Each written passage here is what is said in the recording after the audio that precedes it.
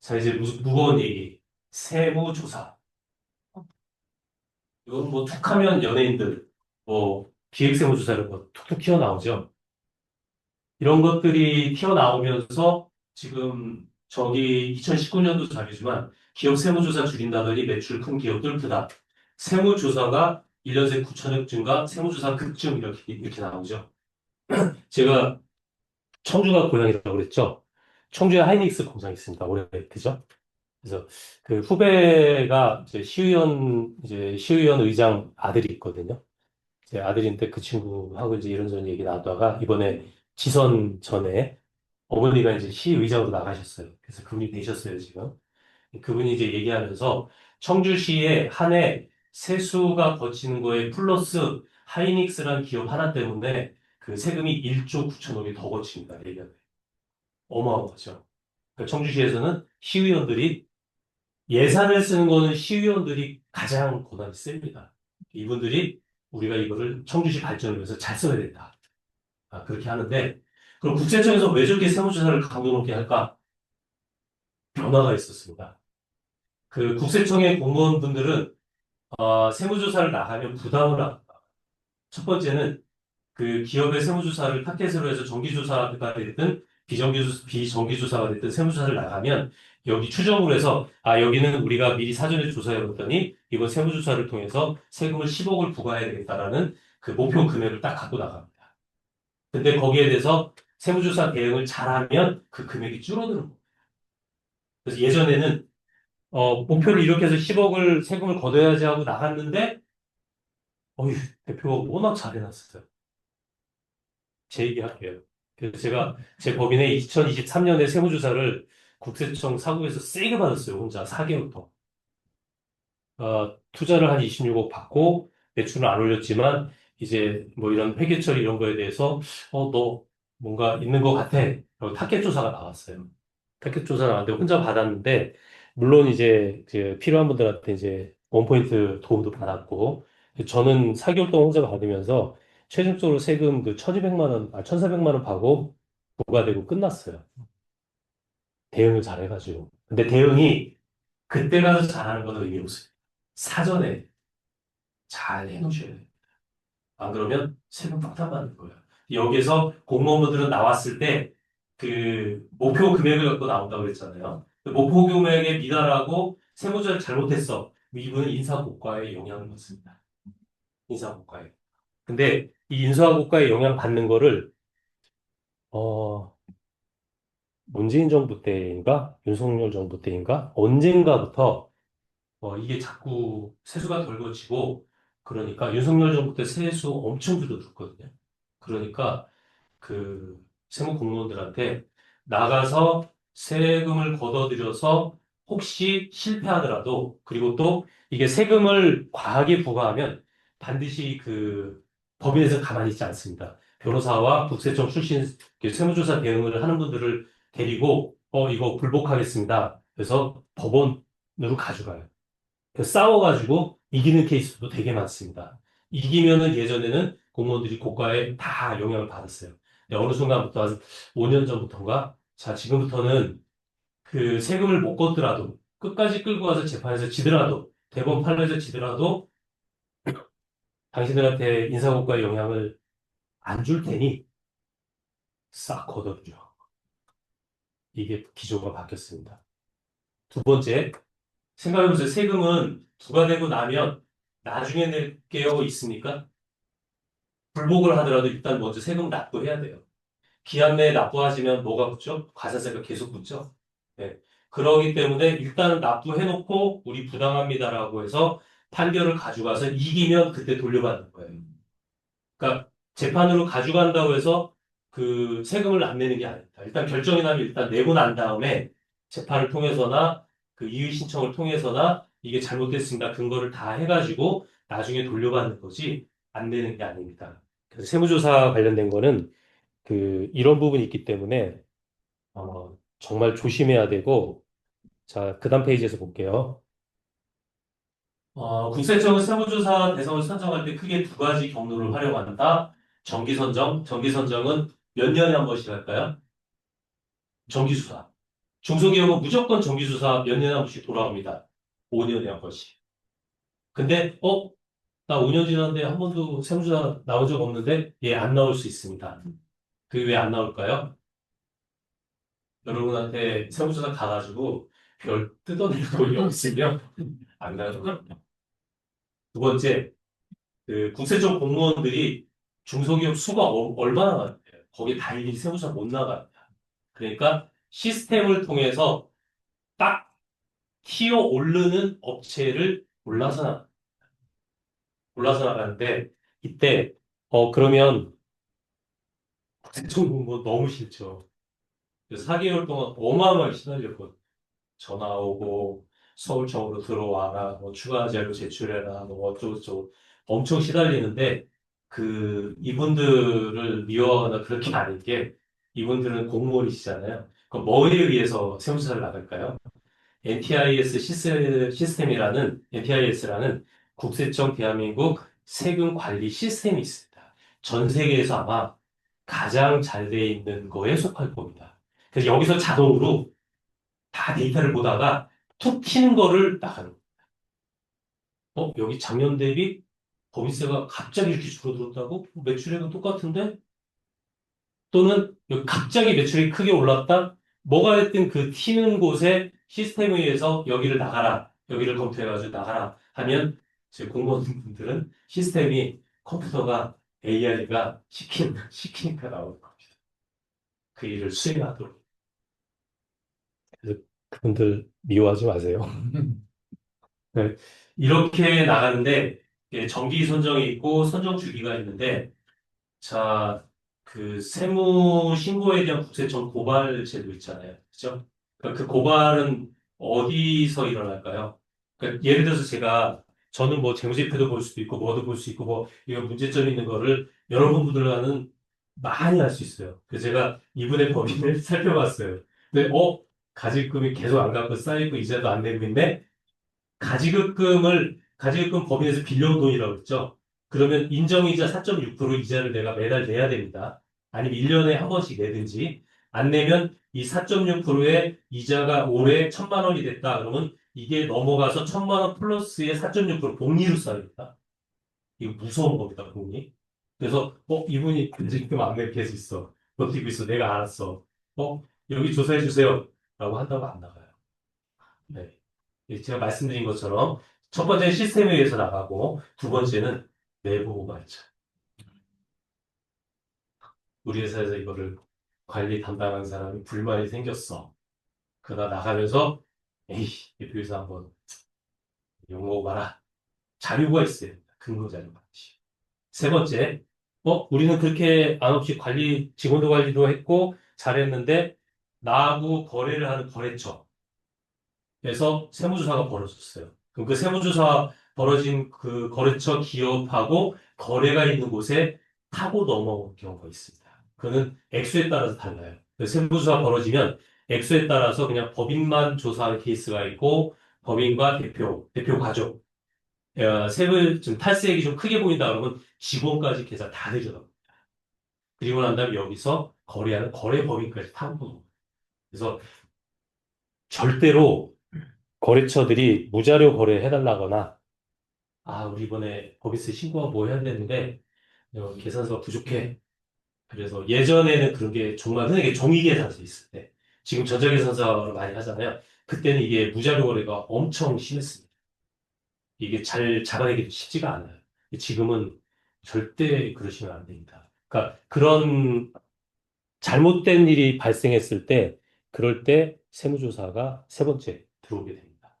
내가 문제가 있는 게 아니라 다른 거래 법인을 통해서도. 그래서 여기 보시면은 예측 가능하며 시스템 기반으로 이루어진다. 선정 기준의 목적은 성실도, 신고 내용의 적정성. 네, 이거입니다. 그리고 선정 주기는 5년에 한 번씩 정기적으로 세무조사가 이루어지는데 이제 5년 넘어간다고 해서 반드시 나오는 게 아닙니다. 그리고 이제 약간 팁으로 그 대한민국에서 세수가 가장 큰 지역이 어딜까요? 이제 당연히 서울 한복판 강남 쪽이나 종로나 이런 쪽이겠죠. 그죠? 그런 곳들에 삼성도 여기 강남서울에 사옥이 있죠. SK가 제일생명 사거리 맞은편에 매입을 해가지고 거기 사옥 들어오는 거 뉴스 얼마 전에 발표 났습니다. 왜 강남으로 다 몰려올까요? 네? 국세청에서 타겟이 맞아요. 그래서 그 저기 과밀 지역 이것도 중요한데 이제 이게 매출이 큰 경우이겠다. 이제 강남 지역 그 세무사, 뭐 역삼 세무사, 서초 세무사, 뭐 강남 세무사 이쪽에서는 이 강남 지역에 있는 곳에는 매출에 800억, 1000억, 2000억, 3000억 해도 별 관심 안 가져요. 그보다 어마어마한 세수를 내는 기업들이 많기 때문에 그래서 의도적으로 야 우리는 매출이 한 1000억 정도 하는데 강남 가자. 네, 진짜 있습니다. 네, 진짜 있는 일입니다.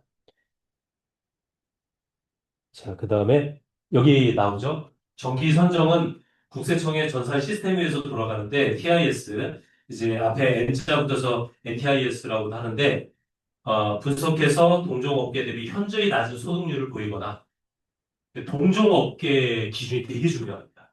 숙박업을 하신다, 호스텔업을 하신다. 뭐 호스텔업을 하시는 동종업계는 비슷한 매출에서 세금을 이만큼 내는데 우리 현저하게 적게 낸다. 세무조사 타겟되는 거. 그리고 특정 비용 항목이 과도하게 높은 경우. 이 대표이사는 왜 이렇게 연봉을 많이 가져가지? 제가 연봉에 대한 것도 반드시 정관, 급여 테이블, 그 다음에 이번 보수 규정, 이런 걸 다 세팅하고 거기에 맞게 하는 거에 플러스 아까 하나 말씀 안 드린 게 뭐냐면 동종업계의 매출액에 그 영업이익을 내거나 비슷한 동종업계를 비교해서 그 대표는 연봉을 5억 가지고 가는데 당신은 15억 가져가? 왜? 이것도 타깃이 됩니다. 그래서 이런 거 그 연봉 세팅할 때부터 신중하게 하시는 게 맞아요. 동종업계 비슷한 매출액에 이거 되게 중요한 기준이 됩니다. 그래서 시스템이 이게 이상징후가 감지했을 때 정기 조사 대상에 포함됩니다. 비정기 조사는 이벤트라고 해서 고발이나 이렇게 다른 거 통해서 들어오는 거를 비정기 이벤트성 조사라고 합니다. 세금 관련돼서 여기까지만 얘기하고 그 엑시트 솔루션에 대해서는 제가 처음부터 강조드렸죠. 그 정관, 그 다음에 부치 이런 걸 잘 세팅을 처음부터 해서 최종 우리 법인을 넘길 때 나 그때 가서 엑시트 하는 거지라고 하면 이때 자산이 많으면 청산소득세 발생합니다. 청산소득세 발생해요. 그 다음에 상여소득세 발생하고 이렇게 묵혀뒀다가 나중에 한꺼번에 하려면 세금이 큽니다. 그래서 중소기업이 3년, 5년차 지나서 매출액이 오르고 순이익이 어느 정도 쌓인다라고 하면 법정 준비 기금이라는 게 있습니다. 이익잉여금에서. 이익잉여금이 우리가 점점점 쌓여서 10억, 10억, 10억 쌓여서 30억 쌓였어. 이제 배당 가져가야지. 그러면 홀랑 30억에서 20억, 한 70%를 가져간다? 안 돼요. 거기서 50% 이하에. 그래서 우리가 1년, 2년 동안에 문제없이 유지비를 쓸 수 있는 금액 범위 내에서 50% 언더에서 가져가는 겁니다.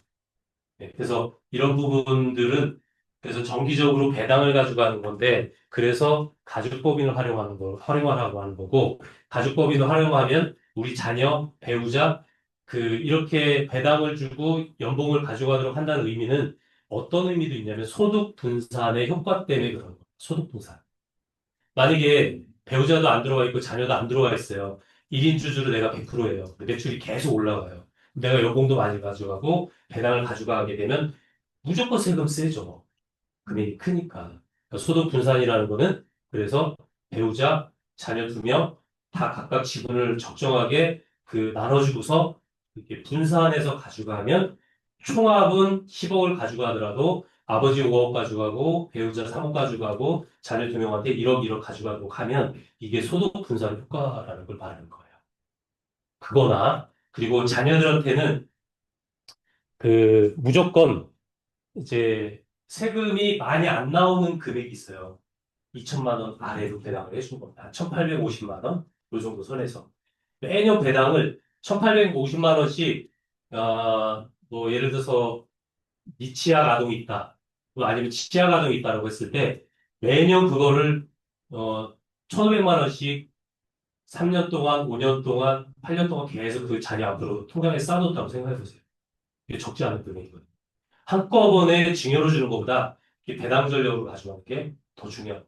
그러니까 증여는 언제 하는 거냐면 처음에 법인을 설립할 때 그래서 제가 아까 그 주식 수도 중요하고 액면가도 중요하고 발행가액도 중요하다고 말씀드린 이유가 처음부터 세팅을 우리 자녀한테 5천만 원짜리 법인을 액면가 5천 원에 만주로 한다라고 하면 그 아들 자녀 두 분한테 2천만 원까지는 10년 동안 비과세에 해당되는 거 아시죠? 2천만 원 주는 거예요.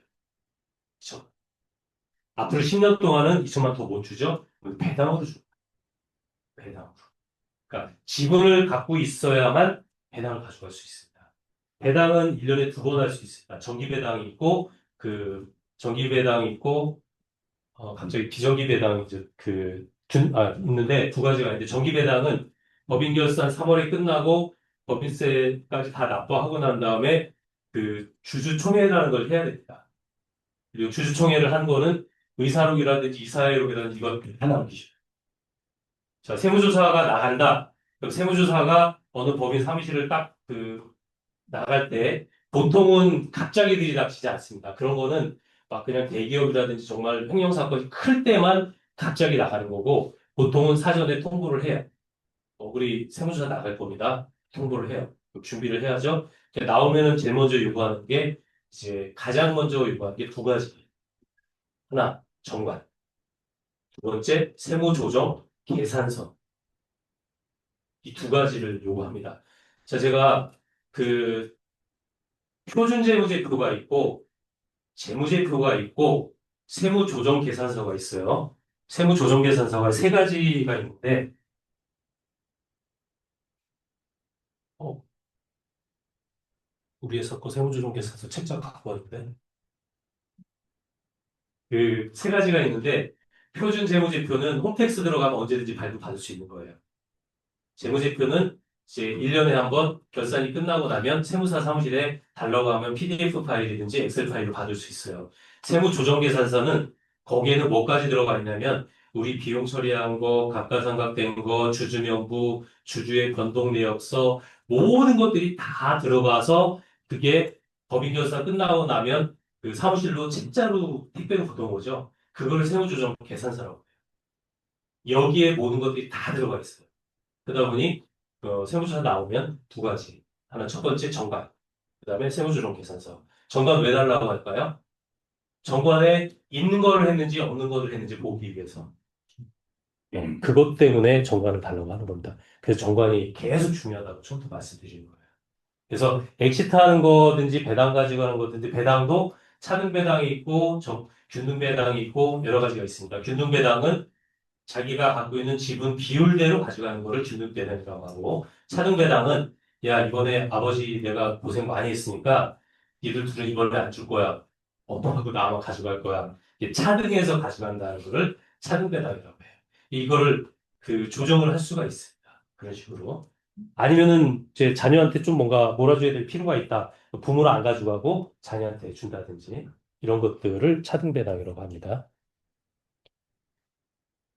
여기 한번 차이 보세요. 부동산 법인 엑시트하고 일반 법인 엑시트 구조. 아까 중소기업의 꽃은 IPO 상장이라고 했죠? 근데 저건 진짜 쉬운 일 아닙니다. 요즘에 상장 요건이 더 까다로워져가지고 상장하기 힘들어졌어요. 왜 코스닥 시장이 문제가 많냐?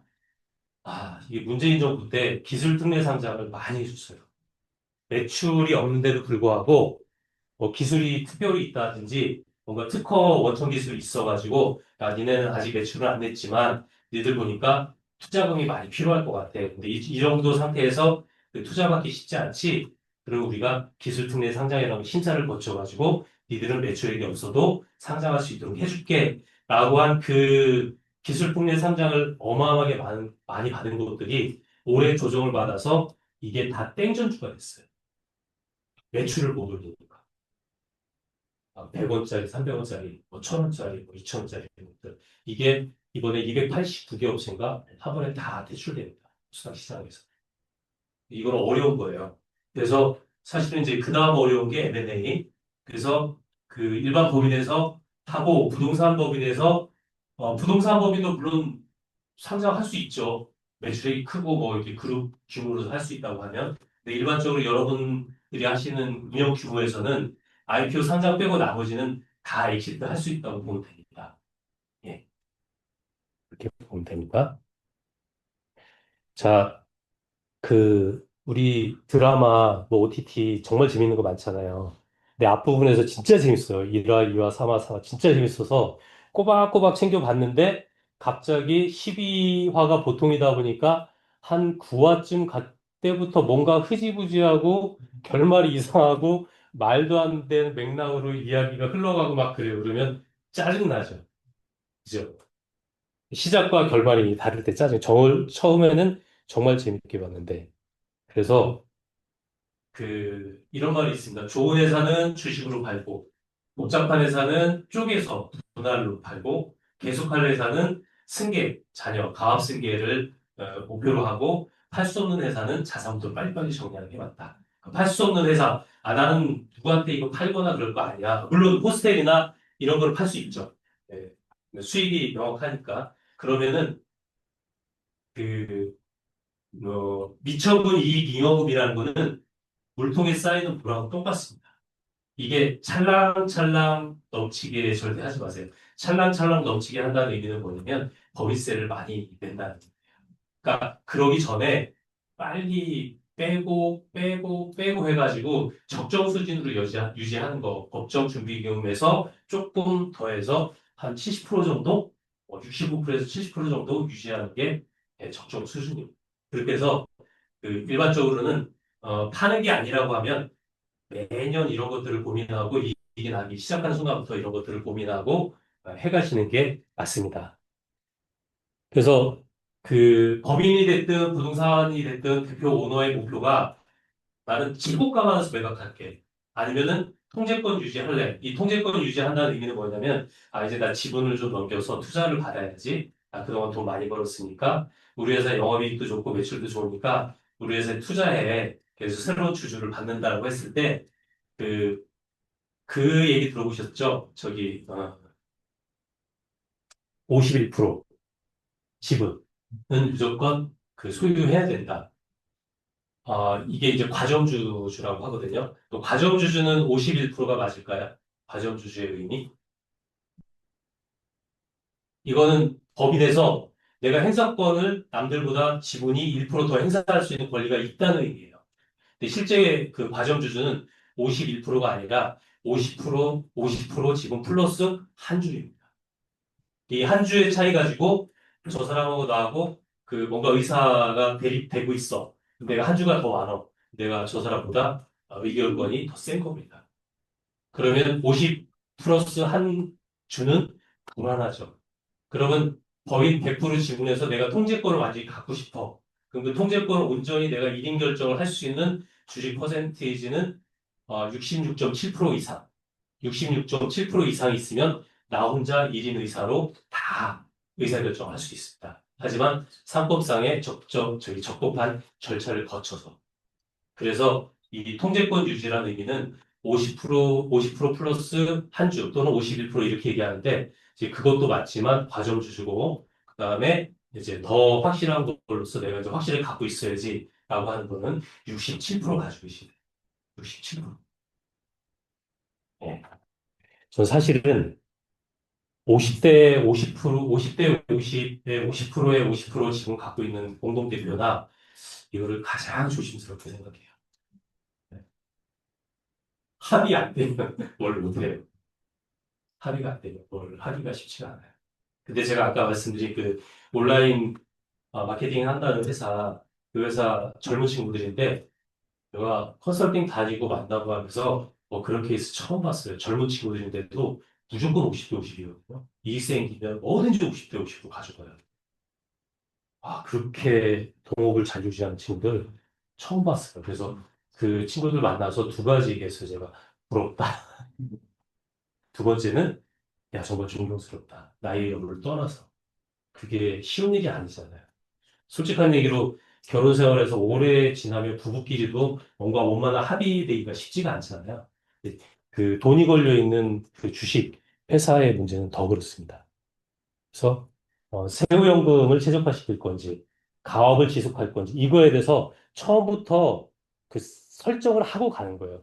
가다가 어떤 변수가 생기거나 뭐 있을 때 그때에서 변경해도 되지 않습니다. 그래서 마지막으로 이런 얘기 한번 드릴게요. 언제부터? 지금부터 준비해야 된다. 준비하지 않으면 실패를 향해서 준비하는 것과 마찬가지다. 그리고 어떤 방법이 제일 좋은가의 문제가 아니다. 그 각 기업마다 컨디션이나 모든 것들이 다 다릅니다. 그러다 보니 내가 법인의 가치 구조에서 그 대표의 목표에 맞게 가장 왜곡되지 않는 절세 합법적인 범위 내에서 하는 문제를 찾아가는 겁니다. 장표로 설명을 드릴게요. 초기에 연봉 설계, 퇴직금 배수, 주주 구성, 가족법인 정관 세팅을 법이 설립할 때 초기에 하는 게 맞습니다. 근데 중간에 휴식간에 질문을 하셨는데 중간에 지금이라도 바꿀 수 있습니다. 얼마든지. 그 필요에 맞게, 목적에 맞게. 그 다음에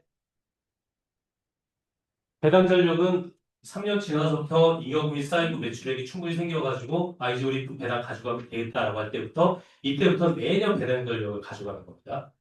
그리고 이제 여기 있는 것처럼 종소세에 영향 없는 가액 범위 내라는 게 그 아이들한테는 그 종소세에 영향을 미치지 않는 범위가 제가 정확하게 좀 숫자가 갑자기 생각이 안 나는데 1,450만 원인가 1,800만 원 금액이 있어요. 그 안에서 하면 종소세 안 내고 매년 가져갈 수 있습니다. 이거는 나도 그렇고 자녀도 그렇고 배우자도 그렇고. 그리고 이거는 계속 패스라고 말씀드렸죠. 그 다음에 뭐 이익 소각이라든지 사전증여 가업승계, 가업승계는 되게 까다롭습니다. 저거를 유지하는 조건이 있어요. 하지만 600억 넘게끔 그 세금에 대한 공제 혜택이 워낙 크다 보니까 이제 그 중견기업 말고 중소기업 중에서 매출이 큰 곳들은 저거를 많이 활용하려고 하거든요. 근데 저것도 되게 어렵다고 말씀드리는 게 종업원 직원을 유지를 해야 돼요. 그다음에 이전에는 사업 목적을 변경을 안 됐었어요. 그리고 매출액도 어느 정도 유지된 이런 조건들이 있었는데 이게 가업 승계 문제가 계속 문제가 되니까 이거를 훨씬 더 풀어줬어요. 완화를 시켜줬어요. 완화를 많이 시켜줘가지고 어느 정도 매출액이 있어가지고 우리 자녀가 미성년이 아니라 성년자녀다. 이제 내 아들을 이제 내 회사를 있게 하고 싶다라고 하면 그 시점부터는 제조업이라든지 뭐 부동산 법인이 됐든 뭐든 됐든 그 사전증여 상속보다는 사전증여가 훨씬 유리합니다. 가업승계 그렇게 준비하는 거고 그 다음에 퇴직금 배제를 설정하면 저거는 미래 어느 시점에 퇴직금을 가져갈 때 한꺼번에 목돈으로 가져가는데 분리과세를 가져가는 거거든요. 저희 마지막 하이라이트가 이겁니다. 전 기간에 걸쳐서 물음표. 이게 뭔지 정답 맞추시는 분 제가 책 한 권 선물 보내드릴게요. 그 호텔 교과가 되게 재밌더라고요. 제가 선물 보내드릴게요. 네. 여기 물음표에 뭐가 들어갈까요? 전 기간에 걸쳐서 처음부터 준비해야 될 거. 여기서 지금까지 제가 계속 얘기한 것 중에 뭐 빠진 거 단어 하나 있는가 보세요. 절세. 네? 절세. 아니요. 이게 전체가 다 절세하고 있는 거. 저- 혹시 다음 분. 정관? 아니요. 그거 다 얘기했잖아요. 정관 여기 세팅해야 된다고 말씀드렸잖아요. 네. 예? 관심이요? 네, 관심 중요하네요. 자, 마지막 한 분. 대답 안 하고. 엑시트 지금 엑시트 설명 계속 한 겁니까? 예? 적격 증빙? 아니고요. 힌트 드릴게요. 사전증여가 중요하다고 그랬죠? 그럼 사전증여 말고 뭐 있어요? 두 글자. 상수도.